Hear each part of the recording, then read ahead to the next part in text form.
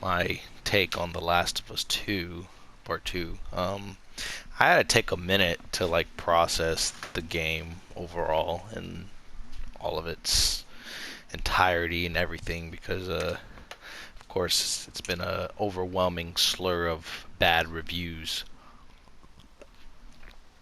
of the game. It's been pouring in, and I just wanted to, of course, see the whole game through and play it out, see it through, and so I definitely understand why people disagree with the game and the way the story went and whatnot, and or even was going, I guess. Um, and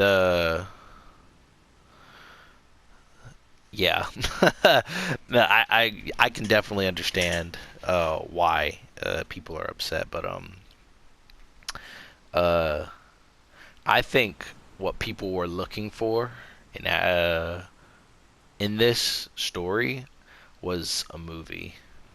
Um, and so where and how in movies uh, stuff happens to the protagonist, something bad really happens, someone died, like like so, which was Joel, um, and then it's a story of retribution, finding this person and killing them, no matter the cost, and then you go through the journey, and then find the person and finally kill them, finally take your vengeance, and then the movie concludes. You know, end of story. You know, the person has finally fulfilled their revenge, and then you, as the audience, is left, or viewer, is left satisfied because you got to see justice brought to uh, that antagonist. But what what they're trying to do is, as you can see, this is not a movie. This is a game. And so, as you already know, the difference, main big difference between games and uh, movies is two things. One, they're longer. They're much longer. And two, you're put into the shoes of the character, um, directly into the shoes of the character. So, so they clearly wanted us to play in both shoes of Ellie and Abby for a reason. And as you can see, this story did not play out as people would want in a movie, because in a movie, movies are fantasy. I'm just keeping it real. That as far as those types of movies, they're fantasy. They're not fiction. Whatever, uh, whatever, man. But this, they want it to be more realistic, as you can see with the approach and the story. And hey, because when playing The Last of Us, even in part one, uh, there's no really good or bad. It's just gray. There's gray in a lot of areas, um, and you're just trying to just hey, do what you can and just keep it moving. And even at the end, right, when Joel did what he did, what he thought was right, it was still gray. We as players are like, yeah, let's do it, right? Let's save Ellie. Um, but it's still, in actuality, in reality, is gray. And as you could see in Last of Us Part 2, how that impacted Ellie. And not only that, but how it impacted a character that we had no idea we even impacted. You know what I'm saying? Because we're just playing as Joel and we're just killing people. Just to save Ellie and be selfish. And now we pay directly as players for the repercussions of our actions from the story from Part 1. And now the cycle of violence and hatred continues. And so, um, I guess to get into the story, um, the story was good. As a matter of fact, I'll leave the story for last because that's the most criticized and talked about. The gameplay was great. It was all of it was great. Um, yeah, all of it was great. Um, the details, the graphics were so, but so for some reason, I don't know why I thought the graphics would look better. To be honest, to me, just to me, they felt like Last of Us freaking remastered graphics. That's just to me, in my personal opinion, on my little 4K TV with my PlayStation Pro. Maybe it's because I'm not playing it on PC or a PC monitor. Maybe that could be it. I have no idea. Um, but yeah, it just kind of felt like it was running off of the same engine that supported Uncharted 4. I mean, which is cool and all, but you would think that hey, the graphics would get just even a little bit better or it'd be better. I mean, yeah, they were at first, but then as I started continue to play the game and I started seeing stuff, like it was just like I don't know, man, this kind of looks a little, I don't know, recycled a little bit. I started to see the kind of some of the the inconsistencies and looking out, and it looks like I'm watching like kind of like almost like a movie instead of like an actual good looking game, like crisp game. If that makes any sense. But whatever, dude. Um, but but that's just me. Like I said, that's just me. Um, the enemies were annoying. There was a lot of annoying parts and situations in the game. I personally wish that they that they like made some kind of ability to where you could, I don't know, like effectively, stealthily, or even critically damage, if not kill, the big ones and sneak up on them. Because there were times where you really could sneak up on them if you wanted to, but it was just futile because, you know, they could just kill you. You know what I'm saying? Um, or they could just, hey, it didn't matter. You couldn't do anything. So, because they didn't give an option to do anything, so you just had no choice but to just chuck everything you had at them. So if they could have did that, I think that would be a lot. That would make the game a lot better and a lot easier, and so that way I can freaking save on my supplies and stuff.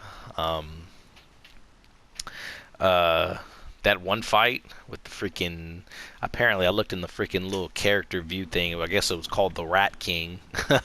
That big giant cluster crap of a zombie in that hospital on the first floor. That whole fight was aggravating and annoying. I wish they could have gave me more space. I wish they could have made it more spacious, but I guess they just wanted to.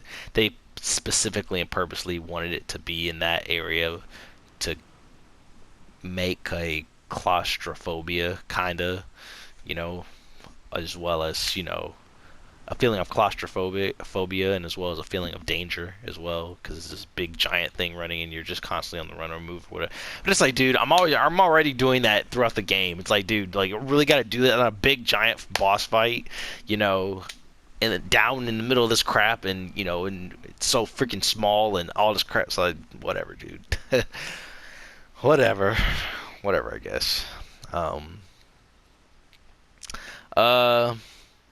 Let me see.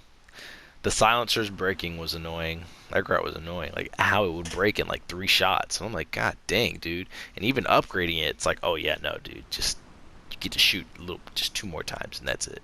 And then it will break again. I'm like, great, dude. But I mean, it is what it is. I'm not really tripping too much on it. Um, the freaking safes were genius. As far as the safes, trying to figure out how to open the safes was it was pretty genius. It was pretty creative how Naughty Dog did that and put clues and stuff around to try to figure out how to open those things. It's just some of them were a little bit too tricky, and I was like, dang, dude, this requires a lot of thinking and like actual math and like figuring stuff out. Like, this doesn't make any sense. Like, like why are they making this so difficult? Just to open a safe, like, dude, just find a note somewhere around here, pick it up, have a code on it, and then just freaking do it. Like, I don't need to be running around looking for context clues, extra context clues, to these notes that I'm finding. You know what I'm saying? That I felt like that. Come on, yo, like, come on, Naughty Dog, like, dang. Because especially when you would find like, oh snap, you find whole upgrades and stuff, to, your weapons and stuff, or, find new weapons or freaking attachments or to your gear or whatever, man. Finding those safes and opening them. And so when I couldn't open some of them, I did feel kind of defeated, but, just kind of frustrated as well. I'm just like, dang, dude, like, Naughty Dog, why did you make these so hard, like so difficult for no reason? Um, that's just me, dude. That's just me. Um, I'm trying to think. The stalkers were definitely annoying. They were like very annoying. Man, those things are annoying. Couldn't even hear them or nothing. And then I didn't like to waste ammo on them because every time I tried to shoot them, they'd run away or they'd like zigzag and stuff. And sometimes I'd be missing. So that's that. Whew. Um, what was I gonna say? That dodge ability was great. I'm so glad they put that in the game. Like the dodge ability was absolutely fantastic. It was great, and it made the game, like as far as the combat, very fluid. Um, so yeah, that crossbow when I was playing is what's her name, Abby. It crap sucked, like straight up. It like me using the regular crossbow, old fashioned crossbow as Ellie was way better. Way better, and I didn't even have a scope. It was way better. I, using it than I was when I was with Abby. It was so dumb. Like I would be dead on like shooting them, and I would just be like, dude, what the heck? And like you could see like in some of my videos where I was playing as Abby, I'm trying to shoot people with the crossbow, and I'm like, bro, like sometimes yes, okay, got it. I attribute it to my bad aiming. Okay, got it. But then there are other times when I literally was like looking into the scope, and I would like look dead on them, and I would shoot them, and either it would like and it would miss, or if it missed it wouldn't like kill him, and I'm just like, or it's like literally just barely zip past him or whatever. I'm just like, bruh, this crap sucks. Like, dang, and it would still take like a good little minute just for it to reload. And I was like, bruh, this is why Ellie is better, like way better. The pipe bombs were a little bit useful, but they had to be like right on them things. Even though I upgraded them to like make the blast radius bigger, it still wasn't good enough. As you can see, people were still they were getting, some people, yes, sometimes it would work, but when I needed it to work, dude, like people were just getting damaged or stunned or whatever, and they would kind of walk it off, and I would throw multiple bombs like, and it would still like do the same thing. um but when I used Molotovs, oh yeah, dude, people were getting burned. Sometimes at first it wasn't working, but then I had to like start getting better with it, and yeah, Molotovs, people, oh yeah, started getting burned. Um, so uh, so yeah, I can definitely say that I definitely had a better time playing as Ellie than I did as Abby.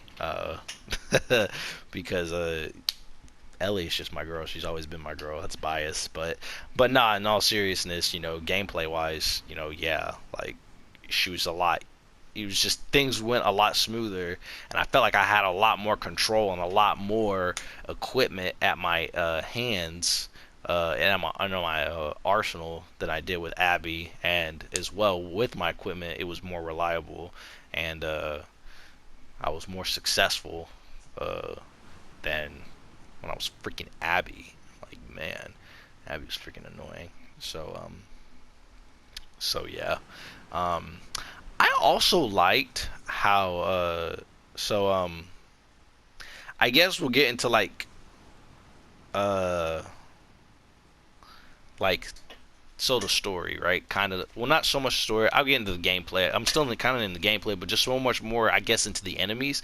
I liked how when you're playing as Ellie and her story arc, I liked how, yes, the only consistency between Ellie and Abby are zombies. Got it. Infected. But the inconsistencies is the main people I'm fighting against while I'm Ellie are the wolves and the scars, but more so the wolves. More so because I'm on a vengeance quest. That's why. And so I'm killing a good chunk and majority of them just to get to these specific people. Like, these other wolves ain't got nothing to do with it. I'm just trying to freaking find the main people and kill them, and I'm just trying to kill these people while running, and get the, whatever. And then but you see, like, hey, I guess you get to know a little bit more of who the wolves are, just from a protagonist point of view, if that makes any sense. So from the outside looking in, there we go. I think that's what I meant to say. From the outside looking in, them being the antagonists, and as you're going around, and you're reading notes and stuff and seeing what people were saying, talking about the wolves and stuff, and then even when I went to go and try to upgrade my weapon, and I got ambushed by those wolves, and they were saying we ain't trying to go back to Isaac, and Isaac can go screw himself and whatever, and I'm just like, I don't know what the heck that was about. Like, I'm just I'm just trying to mind my own business. I'm just trying to come in here and do my time. You feel me?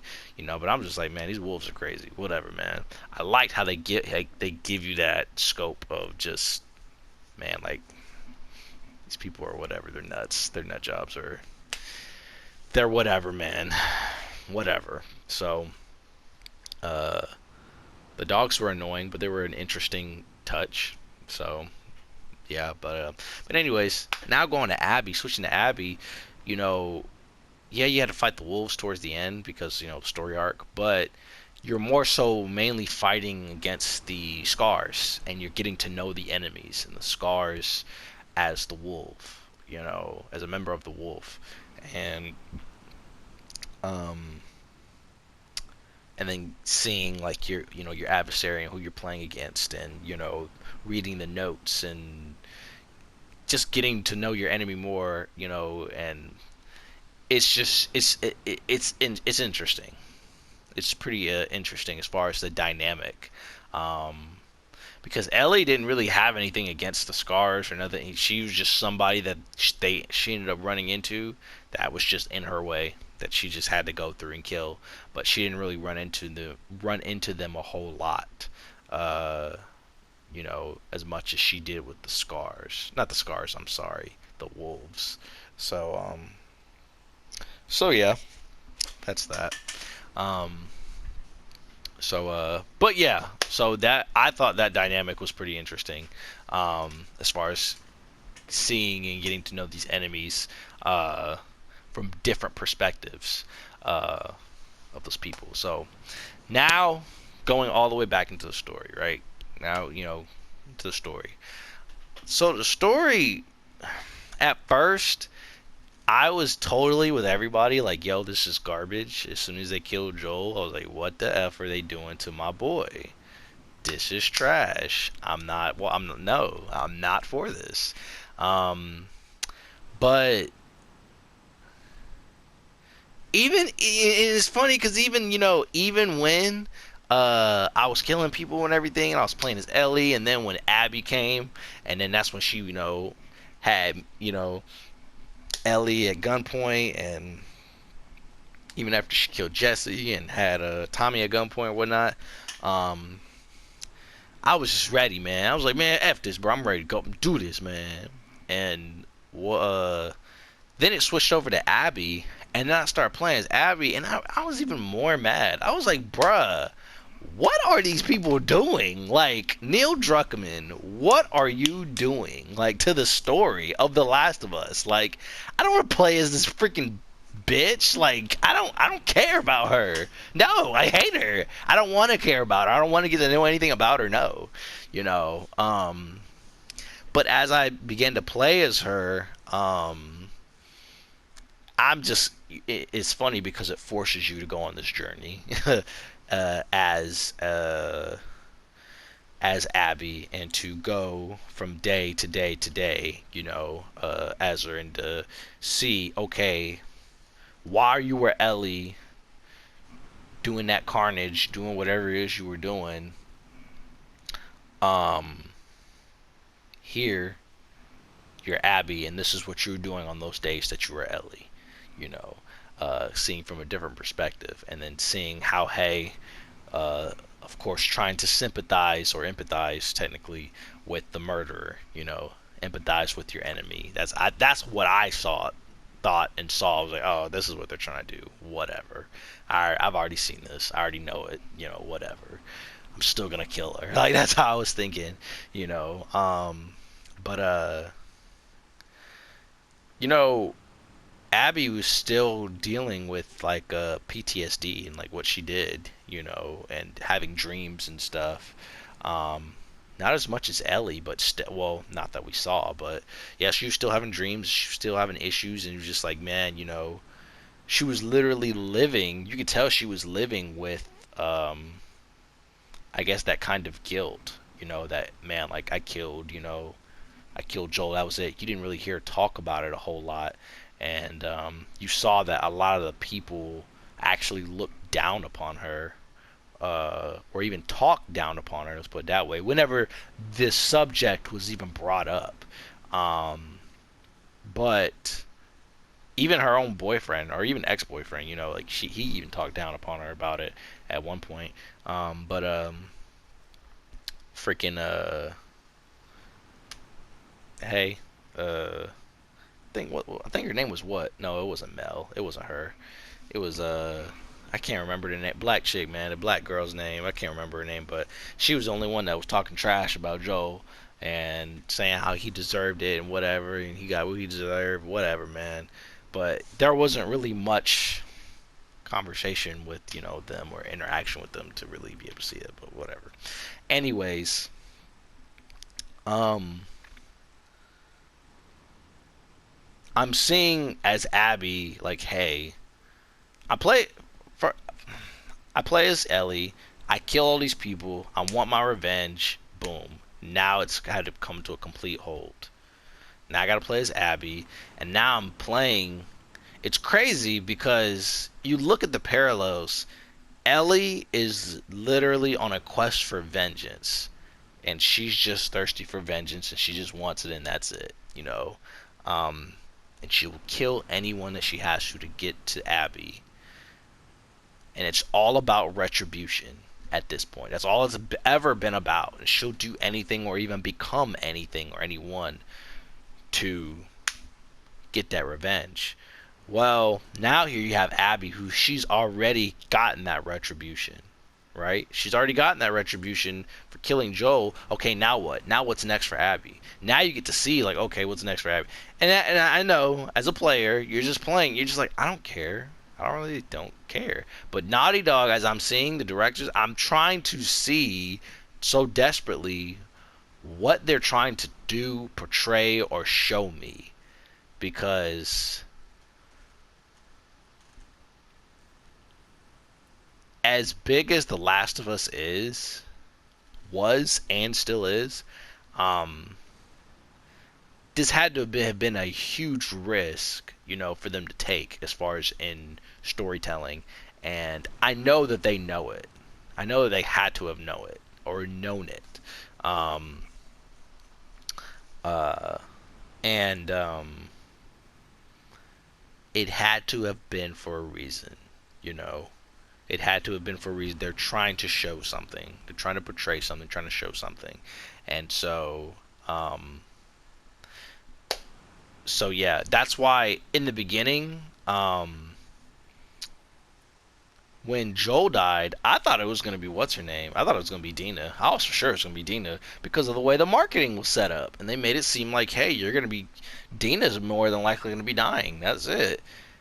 But even though it was just gonna be like a basic, you know, straight up revenge story. That's how it was gonna be, and then Joel was gonna tag along, and they were gonna grow, you know, together. Um, to be honest, I mean, just me. This is just me, and they were gonna go on that journey to get, you know, revenge, but together. But this is just me. I would have preferred that more than just, you know, Joel dying. That's just me. That really is me. That's just me. I'm pretty sure a lot of other people would as well, because I just, dude, it's what the trailer showed. It's what they made people think or anticipate what was gonna happen, and hey, that's it. That's what, you know, I wanted, and that's what, hey, I thought was gonna happen. I thought it would have been way better to see Ellie go on this journey of retribution, and along with Joel to guide her, but as well to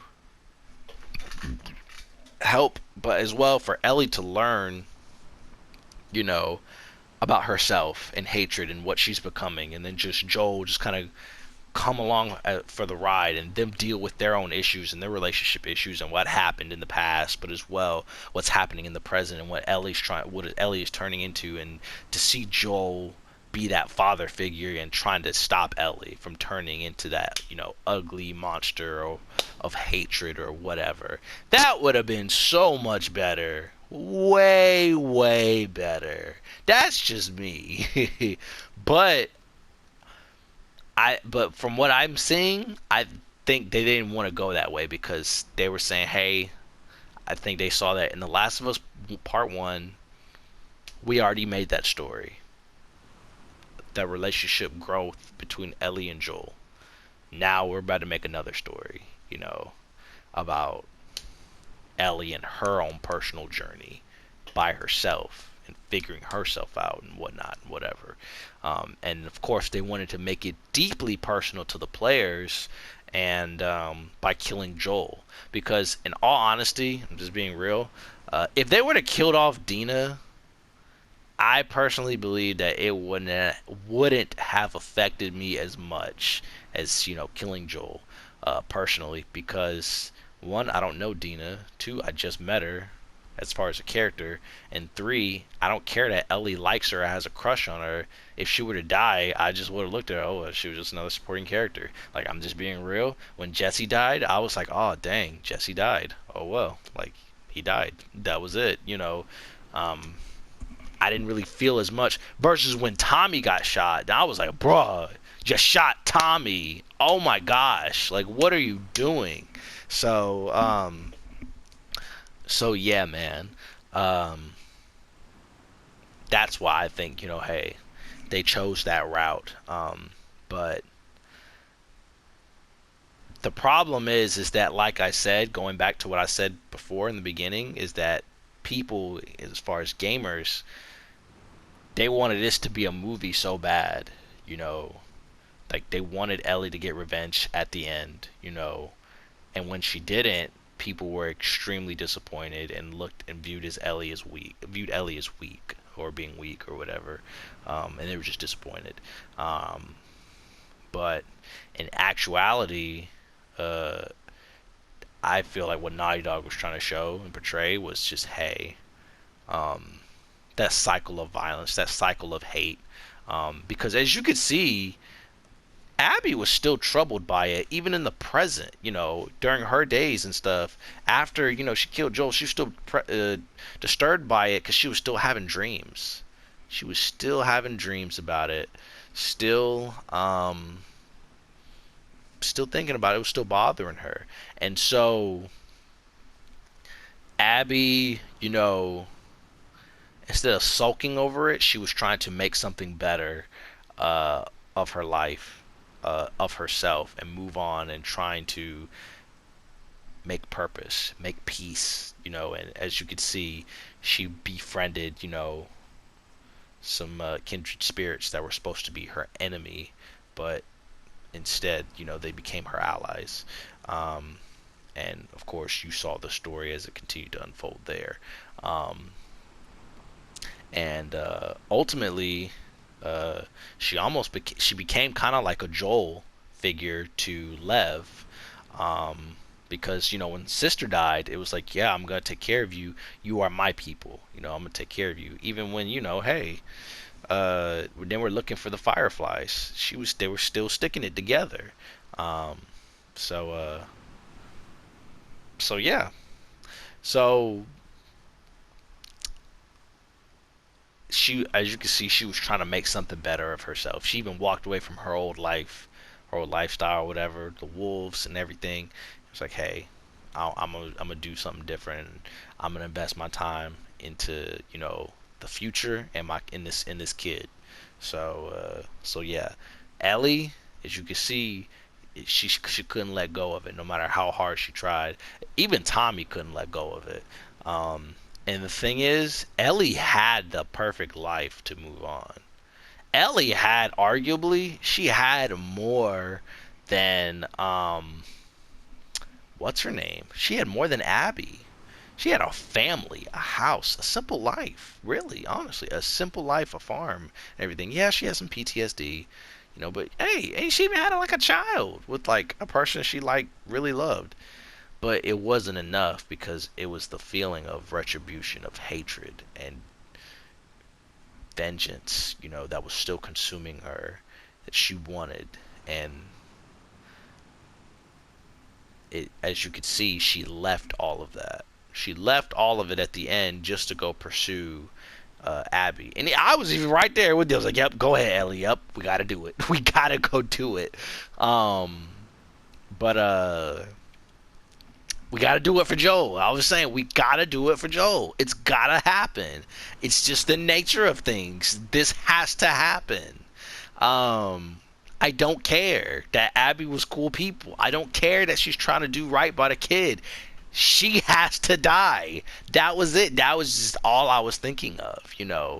But, you know, um,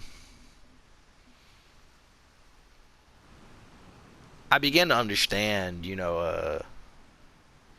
why Naughty Dog went to great lengths of adding details as far as like giving people names, like the AI names, even when you kill them, the NPCs, um, when you kill them, uh, so that way they wanted you to know that, hey, dude, that like even get the slightest inkling that, oh wow, that was a person. When they yell Jim, Carrie, Jake, whatever, um, they wanted you to know, hey, that was a person you just killed. That was a life you just took. And they had families, friends, I mean, whatever. And you just took that life from them on your pursuit of vengeance. You know, that's not even including, of course, the people that you went to go kill as far as Abby's friends just to get to Abby. You know what I'm saying? And so, man,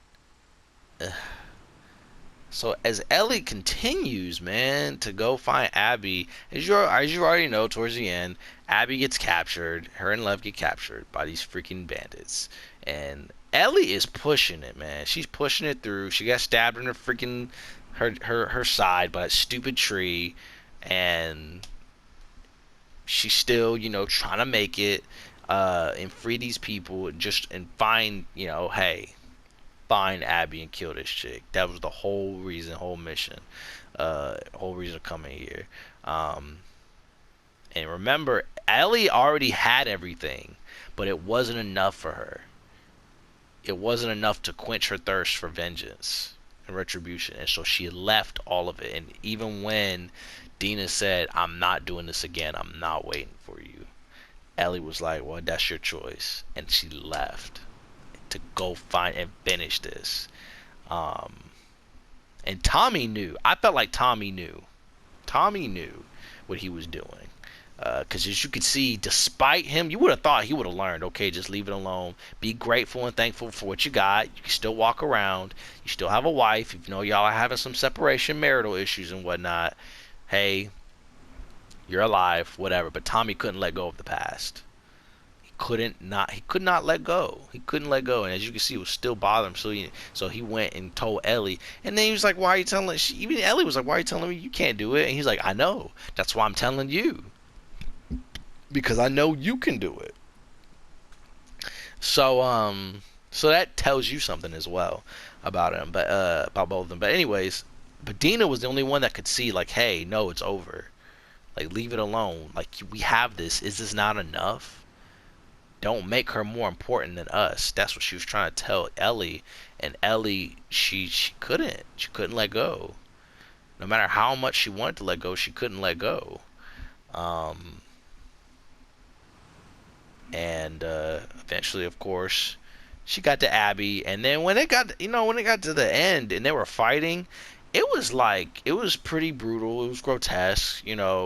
They were there was a lot of punching, stabbing, bleeding, whatever, man. But hey, man, you saw Ellie take a knife, and she was about to, of course, she was ready to, fight and kill Abby, and she was saying, no, this has to happen, I gotta kill you. And then, by the way, leading up to the scene, before we get there, there's two boats. There's one for Abby, and then one for Ellie.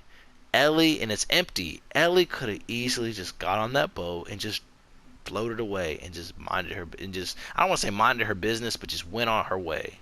Just let it go. But Ellie couldn't let it go. She's like, no, I can't, and I won't let this go.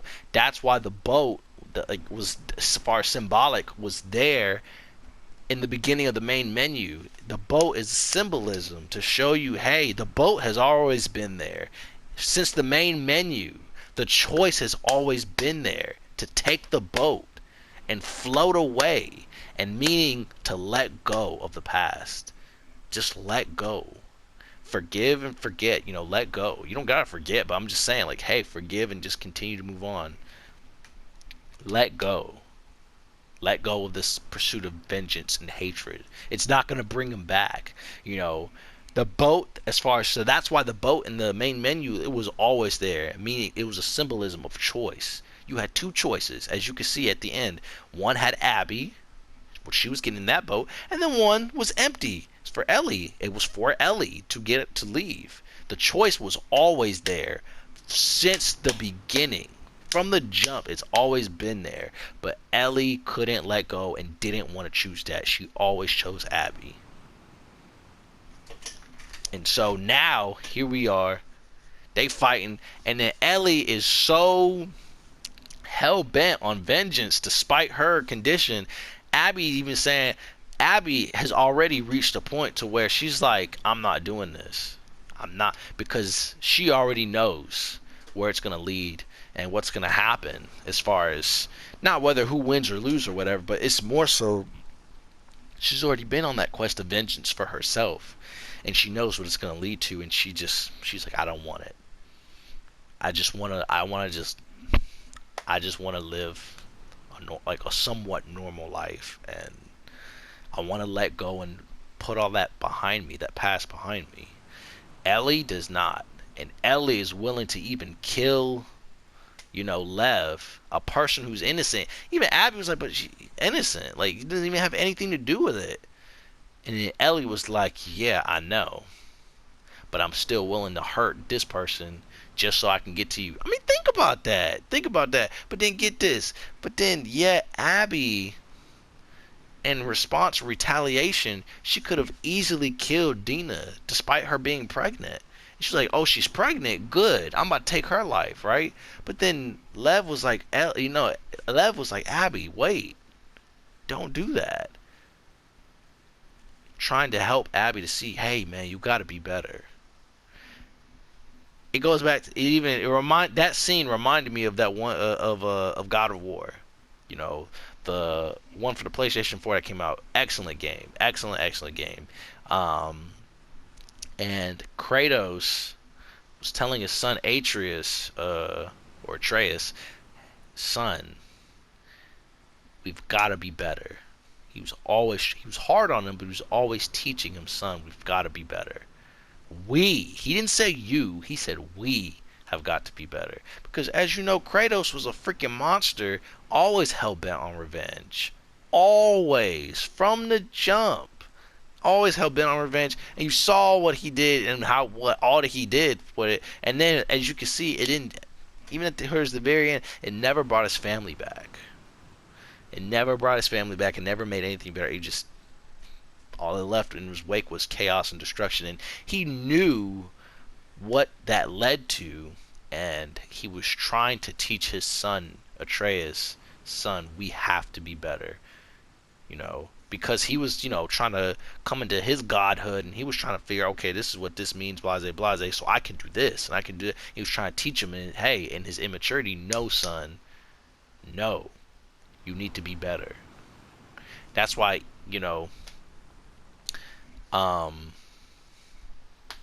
That's why the enemies, in that game, or the antagonists, were able to antagonize him a lot easier, and to get a rise out of Atreus and get him to fail because of his retribution and because of his choices, and his decisions and his anger.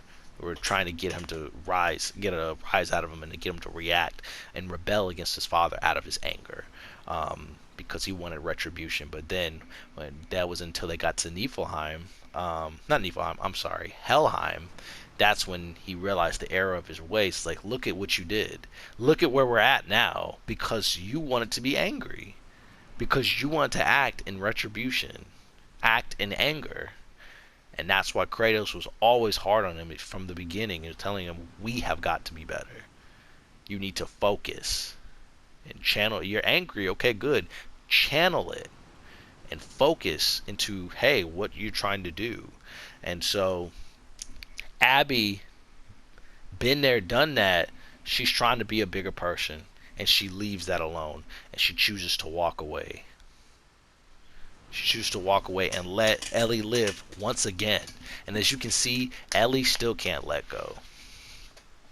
And so they're fighting, busted up, fighting, bloody, bruised, whatever. And of course, and dude, Abby bites off two of freaking Ellie's fingers, and Ellie is like taking a knife, stabbing, cutting, even digging into Abby.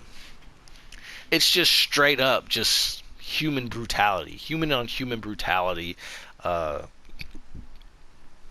them just trying to kill each other. When you watch it, as on a movie or as a game, you just look at it like it's just entertainment. You know what I'm saying? But when you think about it in real life, it's actually sad.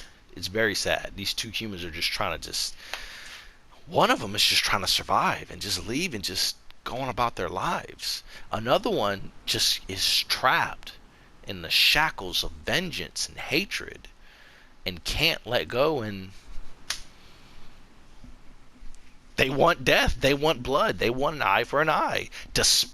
And you would think, like, but dude, but you've taken all of these other lives. Look at how many lives you've taken. When is it going to be enough? When is it really going to be enough? Arguably, Ellie is more in the wrong than Abby is. Arguably. Because Ellie killed and slaughtered her way through many, many more than Abby did, just to get to Joel. And then even showing the beginning how Abby just killed Joel and that was it. She didn't even kill Ellie. She didn't even kill Tommy. But as you can see, Ellie killed everyone, just to get to Abby. They weren't even a part of it. They had nothing to do with it. But nope, she killed them. You see what I'm saying? As far as that hatred, but yet they want you to, hate on Abby so bad because they want you to forget. Hey, look at what you're doing. Look at what you've done. And that's why they have these moments where Ellie is looking like, man, when she killed that, that black chick. I swear I keep forgetting her name, man. The doctor, when she had inhaled the spores, she just kept batting her and just beating her, and beating her. And it bothered Ellie, as you could see. Even when she went in there and killed old girl when she was pregnant, it bothered Ellie. It bothered her to see what she had become, or what she was becoming and doing, just to find Abby. But you know what? Ellie just kept pushing on because she was like, I gotta do what I gotta do.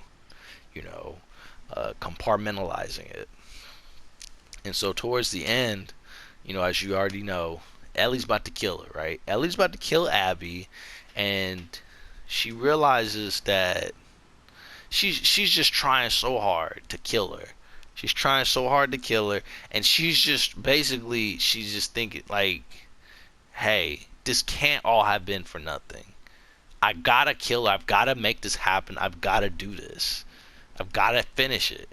And then as she's literally seconds away from killing her, she's thinking about Joel, and she's beginning to realize, man, like, it's not gonna bring him back. It's not. And she lets her go, and then she realizes as well that, hey, man, before she lets her go, she also realizes that, hey, man, she's just trying to do the same thing that Joel was trying to do for me when I was a kid. She's just trying to look out for that kid, which was Lev, and make a better life for that kid. And I'm trying to take this away from her. In the grand scheme of things, because at the end of the day, it's not going to bring Joel back. It's not. It's not. It'd be one thing if it was going to bring him back. Okay, I get it. But it's not going to bring him back. It's not going to change anything. It's over. And so she let her go and said, hey, go, take the kid and just leave. And Ellie sat there and she cried. Um, in my opinion, I think that was, well, not my opinion. I think that was the first time we've ever seen Ellie genuinely like cry from the aftermath after Joel died. Because after Joel died, it was straight silence and hardness. And yo, we're gonna kill these people. That was it. That was the first time Ellie was able to actually kind of accept Joel's death in a way, you know. And she was, and that's when you realize she was able to make peace with the situation and almost forgive, you know, and let go of it, of Abby. And as you can see, Abby took Lev. She didn't even question it. She didn't even ask why. She didn't even talk. She got in the boat, left. She got in the boat and she left. But yeah, but you know, I love one of my favorite quotes from The Last of Us Part One was when Ellie said, you know, all of this, everything that we've done, it can't have been for nothing. After all of this, after everything that we've done, it can't have been for nothing. And so you think the same thing, right? With The Last of Us Part 2 and with Ellie and everything that she's done. And then I guess she comes to that realization where she chooses not to kill Abby and comes to that realization, man, what have I become? What am I doing? What have I done? All of this that I've done, it is for nothing. It has been for nothing. And then it really sinks in when she gets back and she sees that, hey, Dina has got up and left with the kid. And that's it.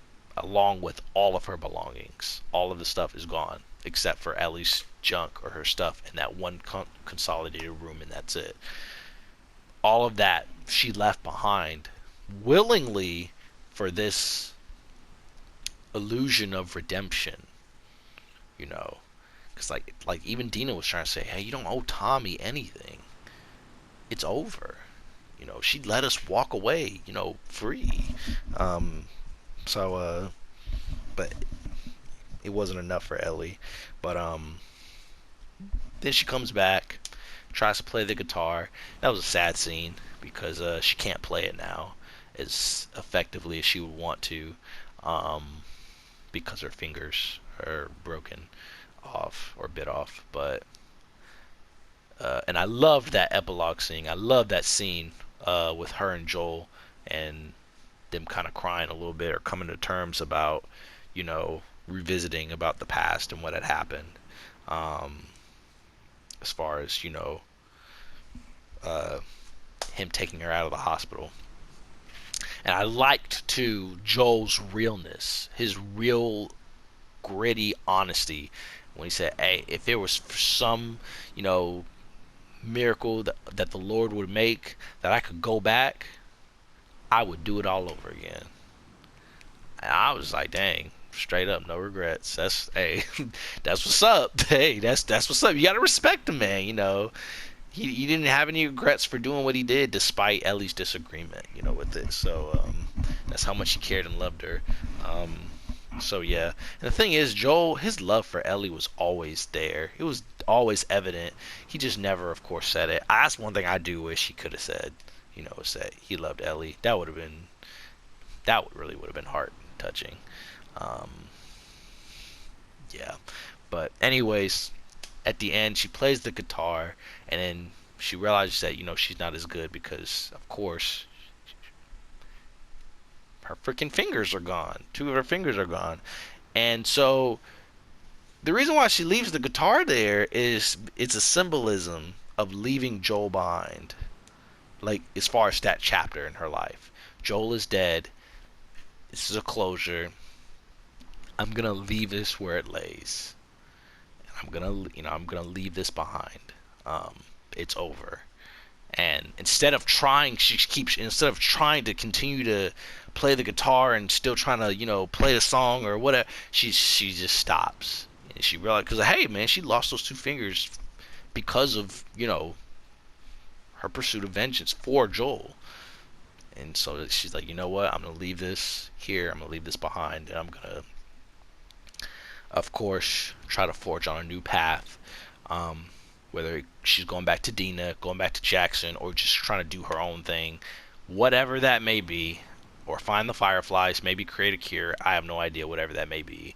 All I know is it's definitely a good setup for the third one.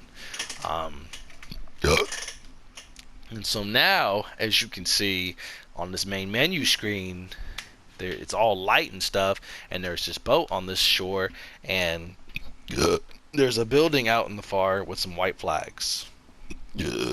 And one of the, I can't remember who the heck it was specifically, but one of the people in the Naughty Dog studios did confirm that, hey, after you beat the game, this scene, as you can see, is confirmation that Abby and Lev actually did make it to the Firefly hideout, or H.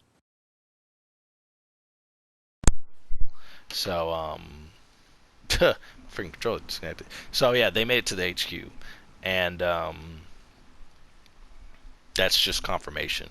And so, but it's just to show you how, hey, now look at what a better place they're in. You know what I'm saying? And better life that they're living or trying to live with. Like, it's peace. Things have been resolved. It's over. And the cycle can end finally, as far as between them. No more people have to die. Because as you can see, all of those people died. They died, and if you really want to think about it, they died kind of needlessly, because at the end of the day, Abby didn't die. She didn't. Only person that died was Joel, but that was just from direct retaliation from, hey, her dad dying. If you think about it, just being honest here, if someone were to run up in your house and kill your father or your mother, whom you love very much, or whomever family member that you love very much, wouldn't you want to seek revenge too? But you had no idea what grievance they had with that person. You have no idea. All you know is that person killed my loved one. And so, you know what? I'm going to get revenge no matter the cost. That's all and that's all Abby was really trying to do. Both were justified in their reasonings, but as you could see, you see what Ellie was trying to turn into to get that retribution for Joel. And then as players, of course we hate Abby naturally, because because naturally you're gonna hate anyone that's gonna come in and it's gonna kill whoever the heck, a loved one of yours. You don't care what they did. You're like, nah, dude, you're gonna hate it. Period. But as you can see with the game and the story, Naughty Dog was trying to show you the perspective but as well the humanity behind, like, hey, even though Abby, yeah, she killed Joel, she's still a person too. And this is how she's trying to handle things and deal with things. And one mistake, I should say, or one murder or whatever, doesn't have to define who she is, or who she's trying to become, or whatever. And the same with Joel. Just because he did that, with Ellie at the hospital, it did not define him. And same with Ellie, But as you can see with Ellie, though, the retribution, it was defining her, because she was killing all these people, slaughtering all these people, All these different people from different. She was slaughtering scars, and they had nothing to do with it. Absolutely nothing. But she was slaughtering them because, like, nope, you're in my way. Die. Straight up, you know, because just to get to Abby, but just to not even kill her at the end of it, you know what I'm saying? That's where it's like, man, you really did lose everything. You went through all this storm, trials, tribulations, lost friends.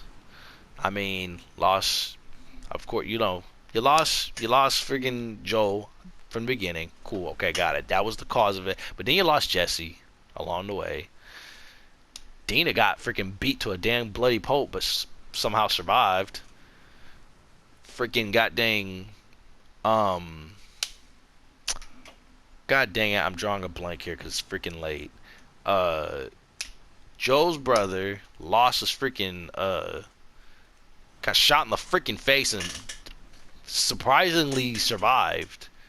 But as you can see, has a limp for the rest of his life.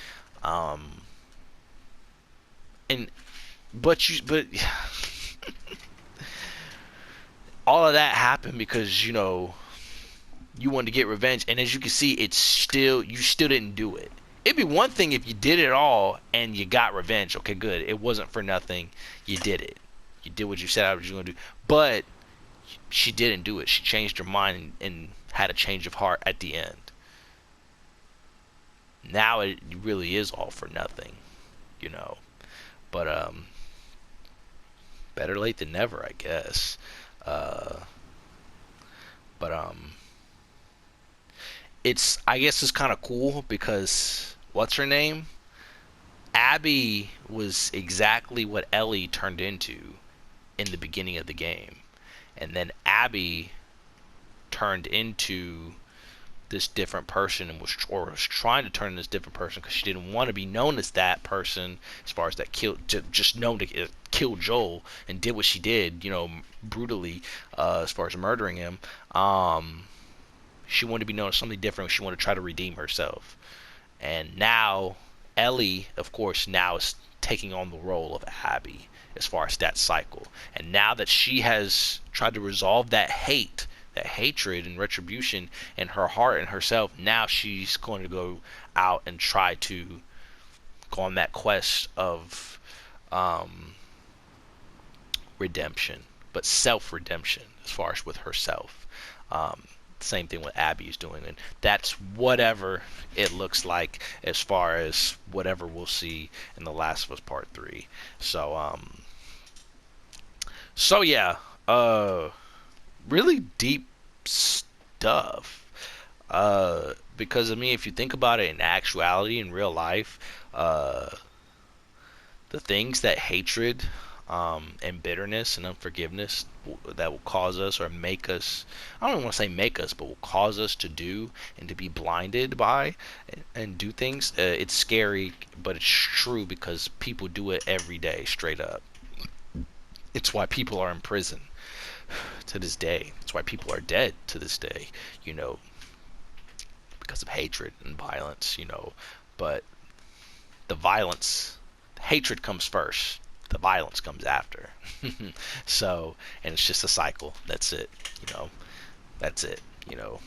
Violence spawns hatred, and then hatred spawns violence, and then the cycle just viciously continues.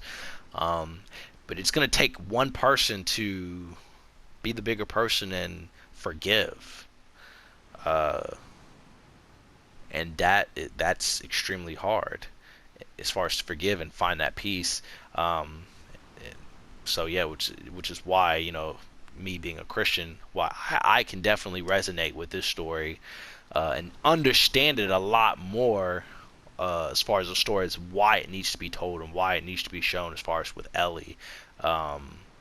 Because with the being as a Christian, Jesus, taught about forgiveness, and he said, hey, talked about how, hey, forgiveness is not so much for the aggressor or the person that's done wrong against you, no, but it's more so for you, Forgiveness isn't so much for the other person, but it's more so for you. It's to find peace in your heart, to make peace in your heart.